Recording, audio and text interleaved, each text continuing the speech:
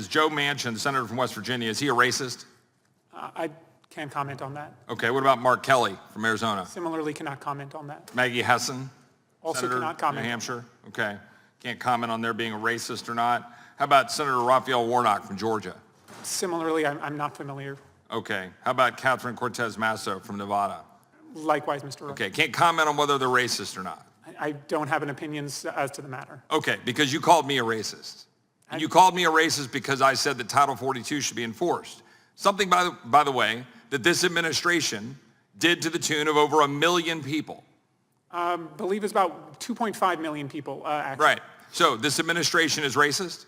I believe this administration has made a number of failures on the racial justice front. So the Biden administration is racist? I can't comment as the administration in Interesting. general. Good to know. Good to know that the Biden administration is racist and get that on the record. The fact is, people who want to enforce Title 42 believe that there was a reason that Title 42 was put in place, but they also recognize that Title 42 is in fact a Band-Aid on a very broken system where the laws were not being enforced otherwise. But to throw around words like racist, let me ask you a question. Is my friend Henry Cuellar, is he a racist? I can't comment on that. Right, because Henry Cuellar said the border community is very concerned about Title 42 being lifted. This message of lifting Title 4 is going straight to the criminal organizations.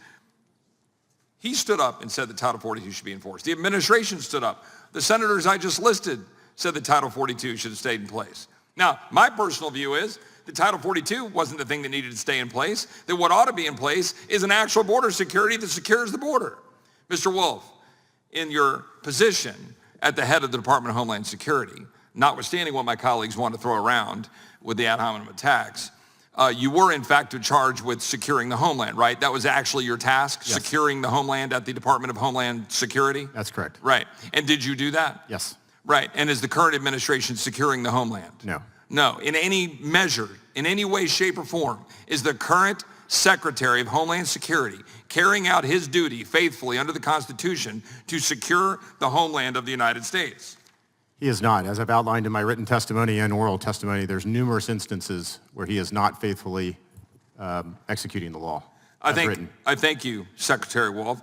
What I would say is, if you go back to April of 2022, in a Judiciary Committee hearing, I read word for word the statutory definition of operational control under the Secure Fence Act.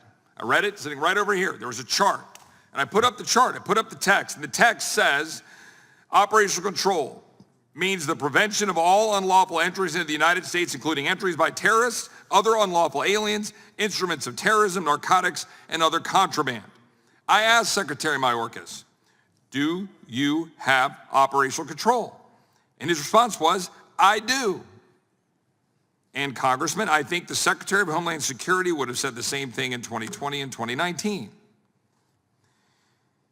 In March of 2023, however, in a Senate hearing, Secretary Mayorkas said, quote, with respect to the definition of operational control, I do not use the definition that appears in the Secure Fence Act. And the Secure Fence Act provides statutorily that operational control is defined as preventing all unlawful entries in the United States. By that definition, no administration has ever had operational control. Just 2 weeks prior, United States Border Patrol Chief Raul Ortiz answered, no, sir, when asked by Homeland Security Chairman Mark Green, does DHS have operational control of the entire southwest border? So the United States Border Patrol Chief Raul Ortiz says, we do not have operational control of the border. He answered straight up, truthfully, no, sir.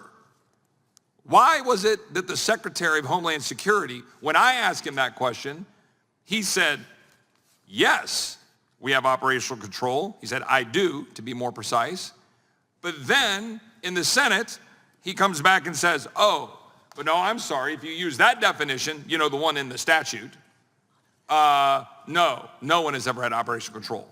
What is your response to that, and how would you characterize having operational control of the border, as you would say in the previous administration compared to current? Well, I would certainly talk about my time in the Trump administration, and if I were to get asked that question, whether we had operational control, the answer was no, we did not.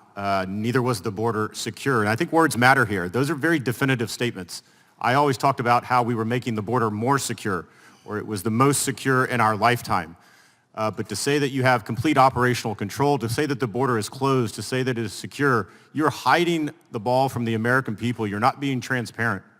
And it's for a purpose, I think you can only guess, a political purpose, but it also defies what the men and women of the Border Patrol and others are doing down there. When they see their political leadership make these sorts of statements, it's so bad it's hard to find words. They don't know what to think because they are on the line. They are on that border every single day watching the hundreds of thousands of individuals walk past them that they have to process. And they see that someone is saying that this border is secure. Or you see the 200 known or suspected terrorists that have come across this border in the last 2 years, but somehow that border is closed and secure. I don't understand it. Yeah, kind of like accusing people of whipping migrants at the border. I yield back.